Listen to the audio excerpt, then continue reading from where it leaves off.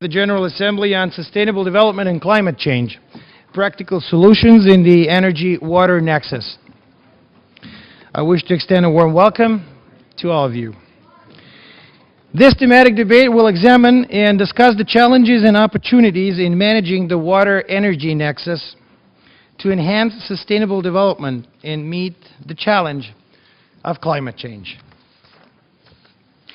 Mr. Undersecretary General, Minister of State Dr. Al-Jaber, Excellencies, distinguished representatives, ladies and gentlemen, I'm truly honored to welcome you to the General Assembly's thematic debate on sustainable development and climate change. This has been pulled together with the great help of His Excellency Dr. Sultan Ahmed Al-Jaber, Minister of State and Special Envoy for Energy and Climate Change of the United Arab Emirates. I'm profoundly grateful for his engagement and dedication. I would also like to extend special recognition to Professor Jeffrey Sachs of Columbia University, the Secretary General's Special Advisor on the MDGs, and Director of the UN Sustainable Development Solutions Network, and acknowledge his incessant efforts to help the world overcome the threats posed by the climate change. Allow me also to express my deep appreciation to Ambassador Wu Hongbo, the UN's Undersecretary General for Economic and Social Affairs, for his hard work and strong commitment to promoting the UN's post-2015 agenda. Finally, let me thank the renowned experts, practitioners, and businessmen who will anchor the mid-morning views from the frontline part of the debate, as well as those who will participate in the afternoon panel sessions.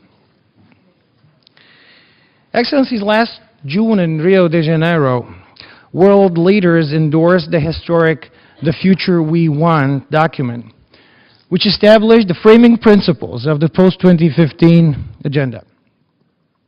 For the first time, member states agreed on measures to comprehensively integrate the three dimensions of sustainable development, namely economic, social, and environmental, into a single, fully coherent whole. They mandated the General Assembly to conceive and adopt the SDGs, design options for financing them, and create a workable intergovernmental arrangement for monitoring their implementation. In essence, assigning this body with the strategic aim of crafting a new, ambitious global framework that will define much of the UN's work for decades to come.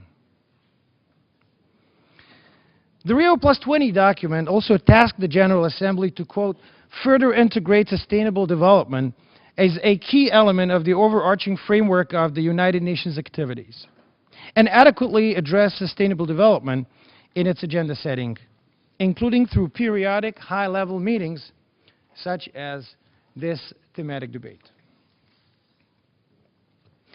Excellencies, I believe the fundamental challenge of our time is to end extreme poverty in this generation and significantly narrow the global gap between rich and poor without ruining the environmental basis for our survival. The latest scientific announcements have confirmed some of the worst fears. It has been determined that the level of carbon dioxide in the atmosphere has risen above 400 parts per million for the first time in more than 3 million years. To safeguard the world from runaway climate change, we will need to decouple economic growth from our dependence on carbon-based energy systems, which currently provide 80% of our primary power needs. Last year, burning these types of fuels led to another 34 billion tons of CO2 being emitted in the air. As the concentration of CO2 keeps rising, the ecosystems of the Earth will continue to change with perilous rapidity. The evidence is overwhelming. Global temperatures are rising, and extreme weather events are becoming commonplace. Some parts of the globe are experiencing more drought, others more floods. The amount of fresh water is decreasing as rivers and aquifers dry up. Our water problems are closely linked to our energy problems. Water supply require large amounts of power, whether for pumping, treatment, or desalination. Similarly, energy supplies often critically depend on water for hydroelectricity, cooling, or irrigation for biomass. Food production and distribution also necessitate large inputs of both energy and water. Indeed, even temporary interruptions of either have caused major food crises in many parts of the world. Excellencies, in my opinion, the challenge to secure every UN member state's right to sustainable development has 4 interrelated dimensions: technological, organizational, economic, and moral. I believe each of them is applicable to energy-water nexus. We need more energy, not less, to end poverty and raise global living standards. But that power must be low carbon if we are to remain within planetary boundaries. New technologies are required in order to remake the energy delivery systems so that by mid-century they produce perhaps 3 times today's output with less than half of emissions. Recent advancements are encouraging. The price of solar power, for example, has fallen by a factor of 100 in just 40 years. Today's poor desert regions can become tomorrow's energy powerhouses. The cost of wind power is now at grid parity in many parts of the world, meaning that it can already compete with fossil fuels. There are other potential alternatives as well, such as 4th-generation nuclear power, carbon capture and sequestration, and advanced biofuels, just to name a few. Smarter technologies are also making water usage more efficient, allowing us to get more benefit per liter, or more crop per drop, as Jeff Sachs recently put it. New farm techniques will allow for much more precision in irrigation. New seed varieties will allow for better crop and drier conditions. New ways to recycle urban water will ensure municipal needs. And new technologies can be deployed to ensure safe drinking water and sanitation for the poor. Excellencies, the challenges go beyond technology. They're also organizational. How can humanity establish and then manage a sustained decarbonization effort that will necessitate 2 generations to complete and require the consent and participation of all nations? Responsibility for this unprecedented task has been put in the hands of the General Assembly, charged with defining the major work streams of the post-2015 agenda.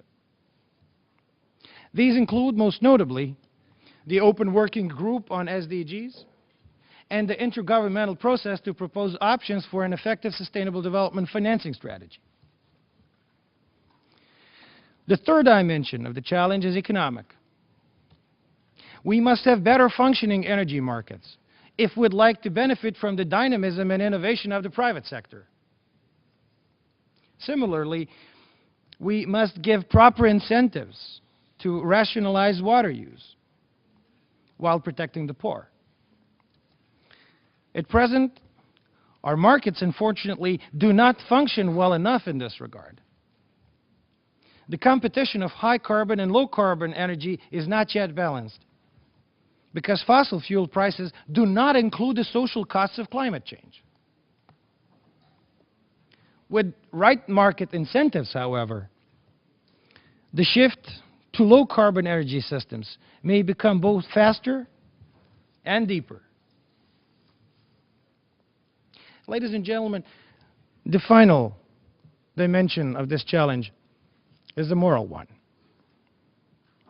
Stewardship of the environment is our shared obligation. We hold in our hands the power to ruin the earth or to sustain it for posterity. This is an unprecedented responsibility. And our generation is the first to bear it, as we became capacious enough, both economically and demographically, to threaten the entire planet. Excellencies, I believe that we cannot afford business as usual.